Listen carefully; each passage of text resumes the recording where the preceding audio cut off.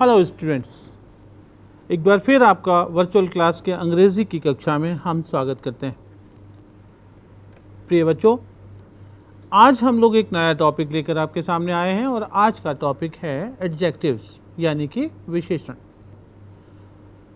हमने पिछले कुछ दिनों में आपसे बहुत प्राइमरी बातों पर चर्चा की, बहुत प्राथमिक जानकारियाँ आपको दी हैं। उसका उद्देश्य यह है कि जब हम आपको कठिन अवधारणाओं की तरफ ले जाएं, when we take you to the difficult concepts of the language, आपको समझने में उसको सहूलियत होगी, क्योंकि आपके पास में प्राथमिक ज्ञान तब तक पहुंच चुका होगा। आज हम लोग नया टॉपिक लेकर आए हैं। टॉपिक का नाम है एडजेक्टिव्स यानी कि विशेषण। हिंदी में तो आप सभी जानते हैं कि विशेषण विशेषता बतलाने वाले शब्द होते हैं। हमने अब तक अपने जो पाठ आपके लिए प्रस्तुत किए हैं उसमें आपने देखा होगा कि हमने पाठों को बहुत रंग बिरंगे चित्रों के माध्यम से, दृश्य और श्रव्य माध्यम से आप तक पहुंचाने की सरलतम तरीके से प्रयत्न किया है और उसके लिए हम अच्छे से अच्छे शिक्षक लेकर यहाँ पर आए हैं। तो ये शिक्षक कैसे थे जिन्होंने आपको अब तक पढ़ाया? अच्छे से अच्छे, अर्थात ये सब शिक्षकों की विशेषता थी कि वो अच्छे थे। आज और हम एक बहुत अच्छी शिक्षिका को आपके पास लेकर आए हैं। आप इनसे परिचित हैं। इनका नाम है श्रीमती अंजलि कुलकर्णी। आप व्याख्याता हैं अंग्रेजी की और आज आपको ये प्रस्तुत करेंगी एडजेक्टिव्स अर्थात विशेषण। अंजलि जी, स्वागत है आपका। Thank you. हेलो बच्चों और सभी शिक्षक साथियों को मेरा नमस्कार।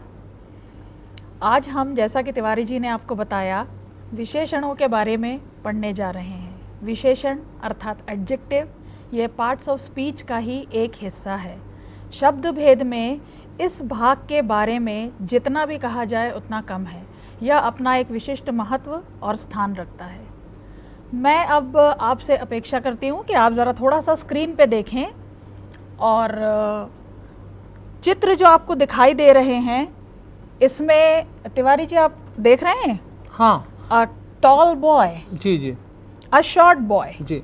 दो लड़कों के चित्र हैं। एक लंबा लड़का है, एक छोटा लड़का है। A fat man, a thin man, एक मोटा आदमी है, एक दुबला आदमी है। तो यहाँ पर आप ऐसा तो नहीं कि इनके ऑपोजिट्स बता रहे हो कि टॉल का ऑपोजिट शॉर्ट होता है? नहीं, अपोजिट्स नहीं बता रहे हैं, हम इनकी विशेषताएं बता रहे हैं कि ये लंबा लड़का है। अच्छा, ये लड़का कैसा है? ये लड़का कैसा है? अच्छा, ये लड़का कैसा है। तो बच्चों, आप देख रहे हैं कि जो चित्र हमारे सामने दिखाए जा रहे हैं उसमें पहले चित्र में दो बच्चे आपके सामने आए हुए हैं और पहला वाला जो बच्चा है वो लड़का बहुत लंबा है, दूसरा वाला छोटा है। तो पहले लड़के की खासियत क्या हुई अंजलि जी? कि वो लंबा है। अच्छा, तो ये लंबा शब्द क्या होगा? ये लंबा ही तो विशेषण है जिसके बारे में आज हम पढ़ने जा रहे हैं। अच्छा, इसीलिए दूसरे चित्र में हम दो लोग देख रहे हैं तो उसमें एक आदमी दूसरे आदमी से थोड़ा सा मोटा है। जी। तो आदमी तो दोनों हैं लेकिन एक मोटा है और दूसरा, ये उन दोनों की विशेषताएं हुई। दूसरा पतला है, ये विशेषता है।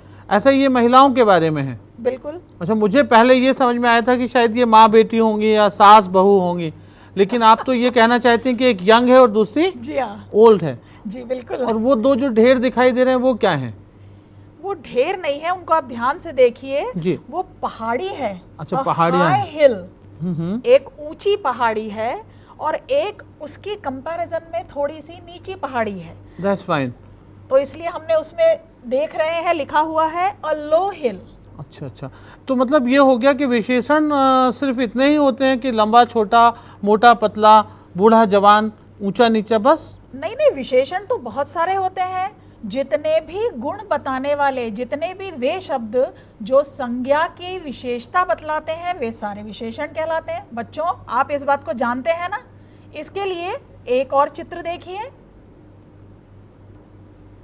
ये रंग के गोले जहां पर दिखा रहे हैं आप, तो हाँ। रंग भी विशेषण होते हैं? बिल्कुल। कैसे? देखिए, ये जो अंडाकृतियां बनी हुई हैं, इसमें पहली जो अंडाकृति है वो ग्रीन रंग की है जी। दूसरी जो है वो पीले रंग की है जी। तीसरी लाल रंग की और चौथी नीले रंग की।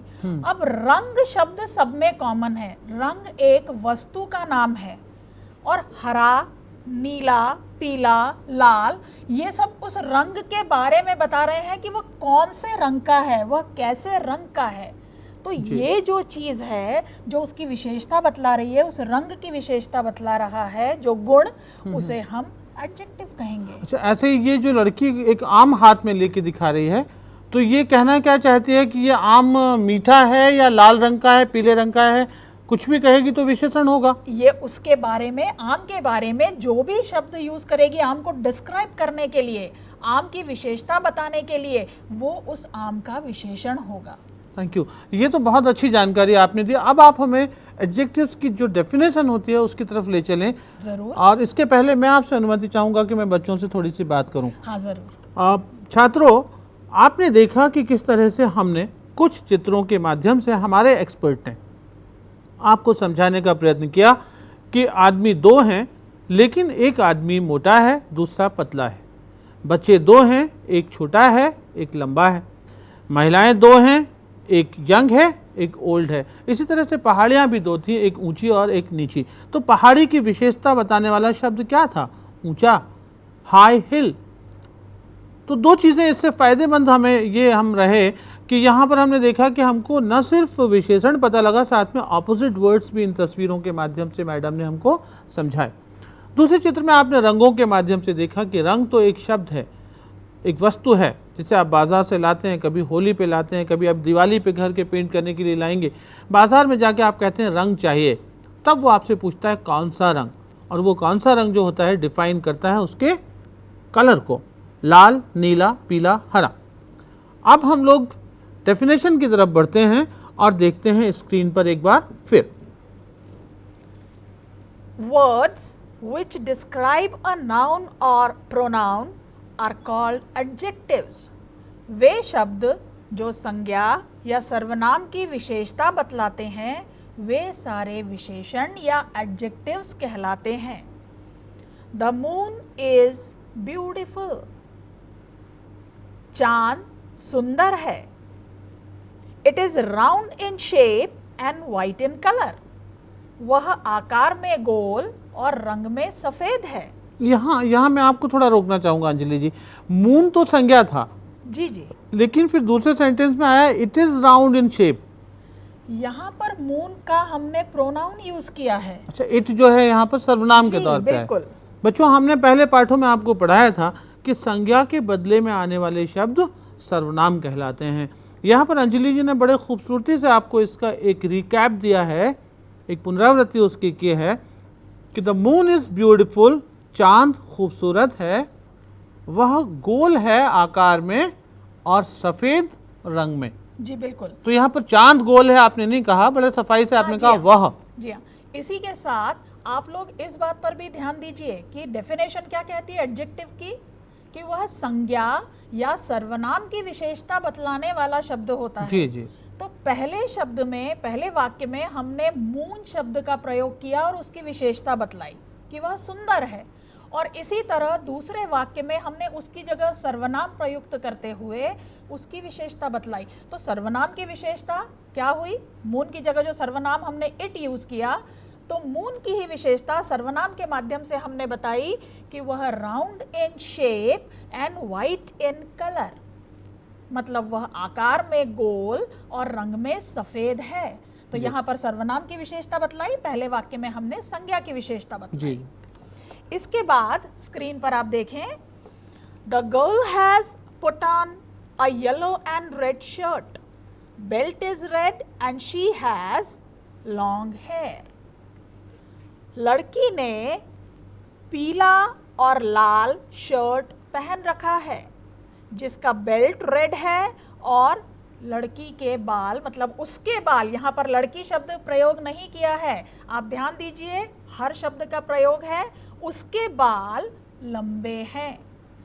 अब आपने एक बात पर गौर किया होगा कि जितने शब्द विशेषता बतलाने वाले हैं वे सारे लाल रंग में लिखे हुए हैं। तिवारी जी, आपने देखी है बात? तो यहाँ पर बहुत अच्छे तरीके से हमने अपने छात्रों को समझाने की कोशिश की है कि जितने भी विशेषता बतलाने वाले शब्द हैं, चांद की विशेषता बतलाने के लिए खूबसूरत यानी ब्यूटीफुल शब्द, उसके आकार की विशेषता बतलाने के लिए राउंड शब्द, उसके चांद के रंग के लिए वाइट शब्द, बिल्कुल, लड़की के जो ड्रेस है उसके कलर के लिए येलो एंड रेड, फिर बेल्ट के कलर के लिए रेड, और फिर प्रोनाउन यूज़ करते हुए लड़की के बदले में जो शी हमने इस्तेमाल किया है, उसके बालों के लिए भी हमने लंबा शब्द को लाल रंग में आपको दिखाया है, ताकि आप तक हमारा मैसेज, हमारा संदेश साफ साफ पहुंच जाए कि ऐसे सारे शब्द जो किसी संज्ञा अथवा सर्वनाम की विशेषता बतलाते हैं, वे सब विशेषण कहलाते हैं।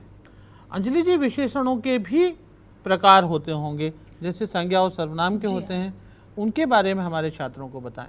जी बिल्कुल, ज़रूर।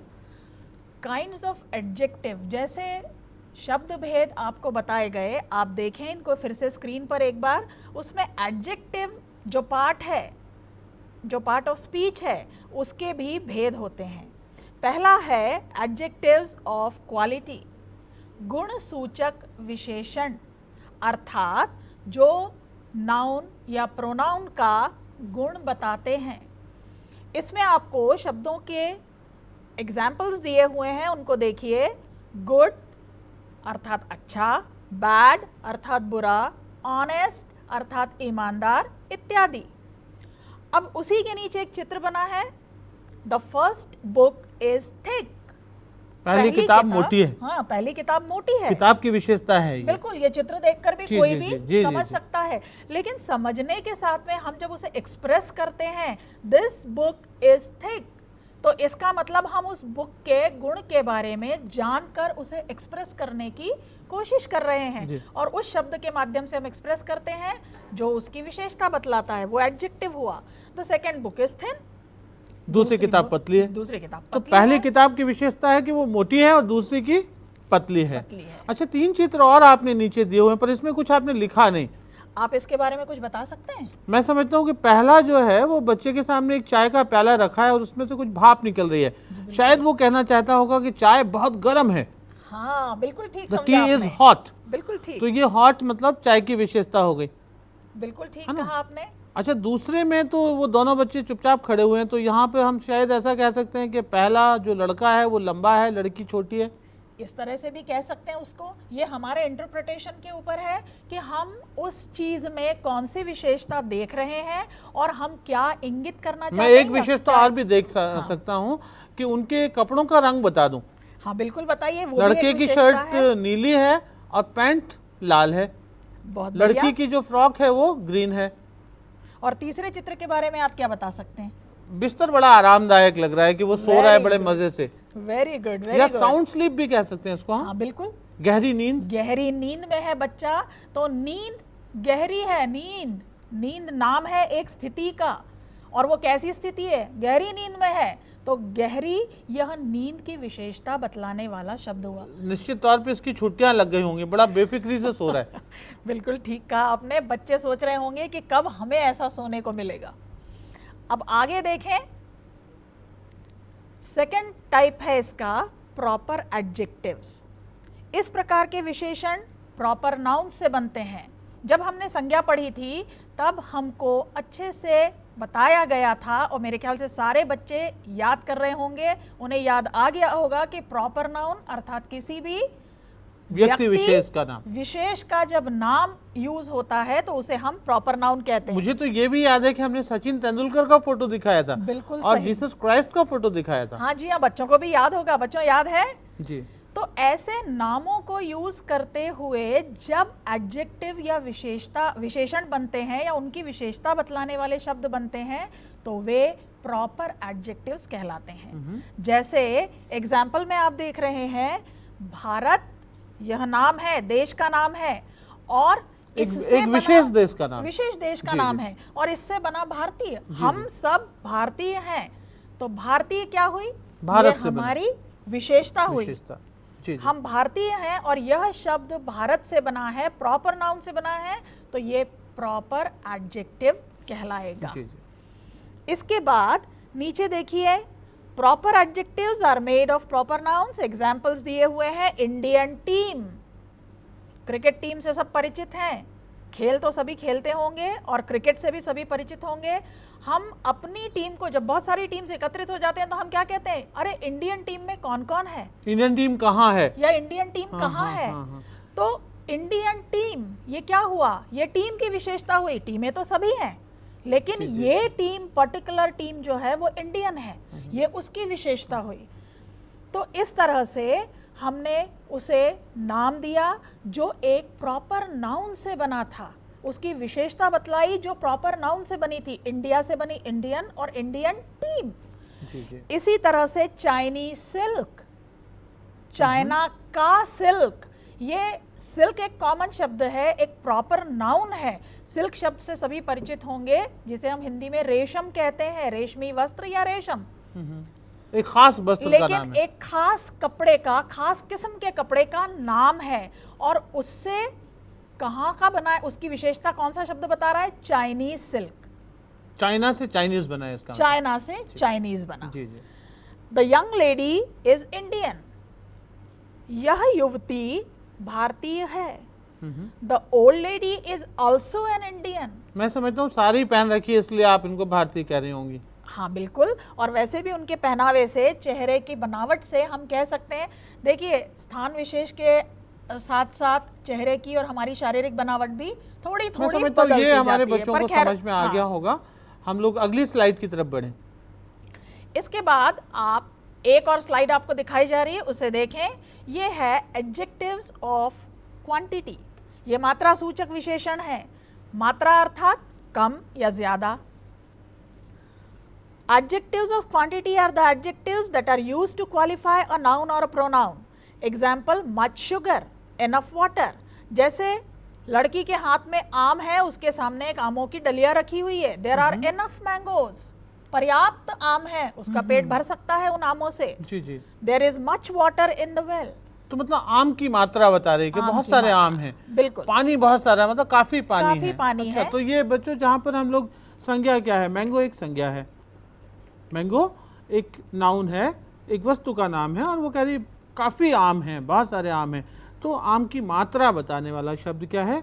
पर्याप्त या बहुत सारे या काफ़ी। इसी तरह से पानी एक वस्तु का नाम है, बहुत सारा पानी। तो ये मेरे ख्याल से ये सब बच्चों को बड़े आसानी से आपकी तस्वीरें ही सब कुछ बता देती हैं। ये बहुत अच्छी आपका बात प्रेजेंटेशन है। बहुत अच्छा होता है, मैं इसके लिए आपको बधाई देना चाहूँगा। Thank you very much. चलिए। लेकिन मैं चाहूंगी कि बच्चे भी उस चीज़ को अप्रिशिएट करें, और बच्चों इसके लिए आप हमें लिखें। और अब अगली स्लाइड देखते हैं कि हमें क्या बता रही है। थोड़ा सा स्लाइड की तरफ ध्यान दें। एडजेक्टिव्स ऑफ नंबर, संख्या सूचक विशेषण। 1, 2, 20। हमारी इंडियन टीम में कितने मेंबर्स हैं? 11 तो खेलते हैं, बाकी ड्रेसिंग रूम में 4-5 बैठे रहते हैं। जी हाँ बिल्कुल। तो अब ये 11 क्या हुआ? 11 एक संख्या है, संख्या है जो उस टीम की विशेषता बतला रही है कि टीम तो में आसानी कितने से मेंबर्स समझ हैं। में आ गया हमारे बच्चों को कि ब्रिज में आपने 4 गेट दिखा रखे हैं। जी हाँ, और खिलाड़ी आपको 2 दिखाई दे रहे हैं। बिल्कुल ठीक है। और मुझे अपनी क्लास में बिल्कुल फुल बच्चे भरे हुए हैं, 40 से 50 बच्चे दिखाई दे रहे हैं बहुत बढ़िया, हर एक क्लास में। बहुत बढ़िया। तो ये जो हम लोग बच्चों बात करते हैं संख्या के बारे में, कि हमारी एक संख्या है, जैसे कक्षा में 20 बेंच हैं, तो बेंच माने एक संख्या हो गई, और कितनी? 20, तो वो संख्या सूचक हो गया। एक शिक्षक है, 50 बच्चे हैं, स्कूल में 20 टीचर्स हैं, एक प्रिंसिपल है। तो ये सब संख्या सूचक शब्द होते हैं। और मैं समझता हूँ कि आप इतने समझदार हैं कि आपको सिर्फ तस्वीर दिखा देने से हमारा संदेश आप तक पहुँच जाता है। अगली स्लाइड की तरफ चलें। जी बिल्कुल, ज़रूर। अब अगली स्लाइड देखते हैं। अगली स्लाइड है डेमोन्स्ट्रेटिव एडजेक्टिव्स की, जैसे यह, वह इत्यादि। जी। अब इन शब्दों से आप परिचित हैं। This rose is red. वाक्य है दिस रोज इज रेड। यहाँ पर हमारे बच्चों को थोड़ा कंफ्यूजन हो सकता है, क्योंकि ये दिस हमने पहले भी बताया था कि दिस रोज के बदले में आ रहा है, तो प्रोनाउन शायद होगा। एग्जैक्टली फिर ये एडजेक्टिव कैसे हो सकता है? अब इसमें आप एक बात ध्यान दें कि जब हमने इसे एज अ प्रोनाउन, सर्वनाम के स्थान पर जब यूज किया था, तब हमने कहा था this is a rose. This is a rose, मतलब दिस के बाद कौन सा शब्द आया? इज आया। तो वहां पे आपने उसको सब्जेक्ट के तौर पे यूज किया था। जी हाँ, वहां पर हमने उसे सब्जेक्ट के तौर पे यूज किया था। यहाँ पर हमने उसे संज्ञा से पहले यूज किया है। This rose is red. मुझे आप अनुमति दें तो मैं अपने बच्चों से बात करूं। हाँ, बिल्कुल। बच्चों, जब हमने कहा था this is a red rose, this is a red rose, तो यहाँ पर देखिए हमने रेड को एडजेक्टिव के तौर पर लिया था, रोज को संज्ञा के तौर पर लिया था, और दिस जो था एक प्रोनाउन था जिसके बाद में हमने क्रिया के तौर पर इज को इस्तेमाल किया था। लेकिन इस सेंटेंस में आप देख रहे हैं दिस रोज इज रेड, तो कर्ता के तौर पर हमने दिस और रोज को मिला के लिया हुआ है। यह गुलाब, बिल्कुल ठीक, ठीक है, यह गुलाब लाल है। तो यहाँ पर संज्ञा शब्द जो है दोनों को मिला के बन रहा है, कर्ता हमारा दोनों को मिलाकर बन रहा है, जिसमें एक विशेषण है और एक कर्ता है। जबकि पहले सेंटेंस में दिस इज में दिस अकेला जो था एक हमारा सब्जेक्ट का काम कर रहा था। तो जब सब्जेक्ट के तौर पर दिस आएगा तो वो बनता है सर्वनाम, और जब उसके साथ में एक और संज्ञा जोड़ करके बना दिया जाता है तो वो एडजेक्टिव का काम करता है। बिल्कुल ठीक।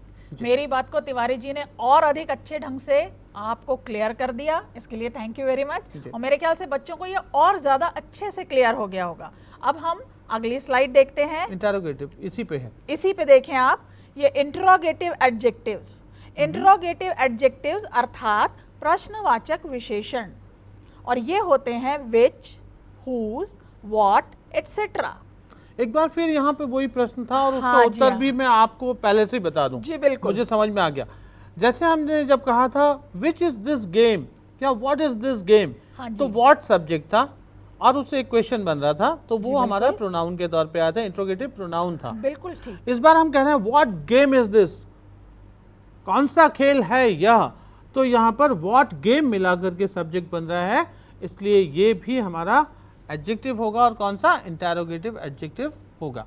केवल ये शब्द जो हैं ये विच, हुज, व्हाट एटसेट्रा अर्थात प्रश्नवाचक शब्द हैं, इसलिए हम इसका नाम इंटरोगेटिव एडजेक्टिव के तौर पर दिए हैं। लेकिन इसका नियम जो है वो डेमोन्स्ट्रेटिव शर्त ये है कि इसके जस्ट बाद में एक संज्ञा आनी चाहिए। बिल्कुल बिल्कुल। चलिए हम आगे बढ़े। डेमोन्स्ट्रेटिव प्रोनाउन के समान ही इसका भी उपयोग होगा। इसके बाद अगली स्लाइड देखिए, distributive adjectives, every, each, either, neither etcetera. Each flower is beautiful, हर फूल खूबसूरत है, सेज द गर्ल, लड़की कहती है। लड़की फूलों के बारे में बता रही है। अब फूल तो सारे ही खूबसूरत होते हैं, लेकिन उसके साथ में वह हर फूल की विशेषता बता रही है कि वह हर फूल खूबसूरत है। तो यहाँ पर खूबसूरत शब्द भी एडजेक्टिव है, और कितने फूल, कौन सा फूल, हर फूल, हर फूल, इसलिए हर शब्द या प्रत्येक शब्द जो आया है ये भी उसकी विशेषता बतला रहा है, और इसलिए हम इसे, और अगर मैं इसको नाइदर प्रयोग करना चाहूँ, हाँ जी, कोई भी नहीं, तो मैं कह सकता हूँ कि नाइदर फ्लावर इज ग्रीन, कोई सा भी फूल हरा नहीं है। बिल्कुल ठीक। तो तब भी हमने हर एक फूल के बारे में बात की। This is very good. इसके बाद आता है एम्फसाइजिंग एडजेक्टिव। प्रभाववाचक विशेषण का प्रयोग प्रभाव उत्पन्न करने के लिए किया जाता है। जैसे चित्र में आप देख रहे हैं, एक बच्चा एक बेगर की तरफ पॉइंट करके कह रहा है, यही भिखारी, this is the same beggar I was talking about. ये वही भिखारी है जिसके बारे में मैं बता रहा था। जी जी, भिखारी की विशेषता है वही। दिस इज वंडरफुल, है ना बच्चों, ये क्लियर हो गया होगा आपको। अब अगली स्लाइड देखिए। अगला है एक्सक्लेमेटरी एडजेक्टिव्स, विस्मय सूचक विशेषण। एग्जाम्पल्स हैं इसके, what an idea, how silly, कितना बेवकूफी भरा, कितना बेवकूफी भरा, मतलब आइडिया बेवकूफी भरा, या दो अलग अलग सेंटेंसेस ये अलग अलग हैं। अच्छा चलिए, व्हाट एन आइडिया, कितना खूबसूरत विचार है। अरे वाह, बहुत बढ़िया। कोई हमें कोई बड़ी अच्छी बात बताता है तो हम एकदम हमारे मुंह से अकस्मात निकल पड़ता है, अरे वाह क्या बढ़िया विचार आया। पहले मैं जो समझा था, अपने बच्चों से भी बात कर लूं, पहले बच्चों में ये समझा था, देखिए अगर बीच का कॉमा हमने हटा दिया होता तो इसका अर्थ का अनर्थ हो जाता है। फिर पहले इसका क्या बन रहा था, व्हाट एन आइडिया, कैसा विचार है, हाउ सिली, कितना बेवकूफ़ी भरा। लेकिन कॉमा ने इसको कैसे कर दिया, कितना अद्भुत विचार है, और दूसरा सेंटेंस एक अलग हो गया, कितना बेवकूफ़ी भरा। कोई डिसीजन भी हो सकता है, ठीक है ना? जी। चलिए, इसके बाद चित्र में आप देख रहे हैं, एक खिलाड़ी ने शॉट लगाया है, उसके आगे वाक्य है, what a fine shot, what a fine shot. अच्छा, शॉट तो एक एक्शन का नाम है, हाँ? तो संज्ञा हो गया, संज्ञा हो गया। और अच्छा शॉट मतलब बिल्कुल बिल्कुल गुड, तो ये उसकी विशेषता बतलाता हुआ शब्द है। पर इसे हम एक्सक्लेमेटरी क्यों कह रहे हैं, क्या क्या कारण है इसको? एक्सक्लेमेटरी हम इसे इसलिए कह रहे हैं कि एक्सक्लेमेशन का अर्थ होता है हमारे मन में अचानक पैदा होने वाले भावों को एक्सप्रेस करने वाले शब्द, जिन पर हम काबू नहीं पा सकते, जिन पर हम काबू नहीं पा सकते, मतलब हर्ष का अतिरेक, खुशी के मारे हो जाता है, कभी दुख के मारे हो जाता है, बिल्कुल, और उसका निशान भी लगा हुआ है, sign of exclamation. Sign of exclamation भी मैं लगा आपको हुआ बीच है। बीच में इसीलिए टोकता हूँ कि आप सारी बातें बच्चों को बताएं, आप कंजूसी करती हैं। नहीं, बच्चे हमारे बहुत समझदार हैं, बच्चे समझ रहे हैं इस बात को। चलिए, इसी के साथ में जैसे फाइन शॉट के बारे में मैं आपको बताऊं कि शॉट जो होता है वो खिलाड़ी अचानक लगाता है, और कोई जब अच्छा शॉट लगाता है खिलाड़ी तो बच्चे भी मेरी इस बात से सहमत होंगे कि बच्चे भी खुशी से झूम उठते हैं, तालियां कहते हैं, अचानक मजा आ गया, मजा आ क्या गया, शॉट लगा है। चलिए, इसी तरह से व्हाट अ नाइस पिच, इसके बारे में आप बताइए। अच्छी पिच होगी तभी तो बढ़िया शॉट लगाया। और इसी के नीचे एक और चित्र है, व्हाट अ सिली मिस, वो कैच लगता है छोड़ रहा है, हाँ वो जी, हाँ। इसलिए ऐसा होगा कि कितना आसान छोड़ दिया। कितना आसान सा कैच था और छोड़ दिया, तो हम उसे कोस रहे हैं। अब अगली स्लाइड देखिएगा, पॉजिटिव एडजेक्टिव्स। इस प्रकार के विशेषण से संबंध प्रकट होने के अतिरिक्त संज्ञा की विशेषता का आभास होता है। ये तो हमारे बच्चों को पता है, हमने उनको पहले जब प्रोनाउंस पढ़ाए थे तो केसेस में पढ़ाया था, माय हाउस, माय ब्रदर। तो यहाँ पर वो बच्चे अब कप जीत गए तो कह रहे हैं दिस इज आवर कप। हाँ, इसको आप थोड़ा और एक्सप्लेन करके बताएं जरा। दोनों बातें, द कप इज आस, अब कप हमारा है, और दूसरा the trophy is ours, this is our trophy, ये हमारी ट्रॉफी है। और नीचे लिखा है दिस इज माय हाउस, ये आपका घर होगा, ये आपके लिए लिखा है। हाँ जी, हाँ जी, हाँ, है ना, क्योंकि मेरा घर ऐसा नहीं है। तो दिस इज माय हाउस। बच्चों, हमने देखा पॉजिटिव कब्जा दिखाने वाली बात आई। अब हमारे पास समय थोड़ा कम बचा है, इसलिए हम आपको एक स्लाइड और दिखा पाएंगे और फिर हम आज का अपनी बात को समाप्त करेंगे। प्लीज, यहाँ पर बच्चों यूजेस ऑफ एडजेक्टिव्स की बात आ रही है। एडजेक्टिव्स का प्रयोग दो तरह से होता है। एक तरह से होता है जब संज्ञा शब्द के पहले एडजेक्टिव आता है तो उसको हम कहते हैं एट्रीब्यूटिव यूज। क्या कहते हैं उसे? Attributive use. जैसे कि राजा बहादुर है तो हम कहते हैं ब्रेव किंग। तो हमने किंग के पहले जब ब्रेव रखा तो ये कौन सा यूज हुआ? एट्रीब्यूटिव यूज हुआ, यानी एडजेक्टिव प्लस नाउन। अंजलि जी, और जब दूसरी तरफ से प्रेडिकेटिव आता है, प्रेडिकेट क्या होता है? जो सब्जेक्ट के बाद आता है उसको हम क्या कहते हैं? प्रेडिकेट।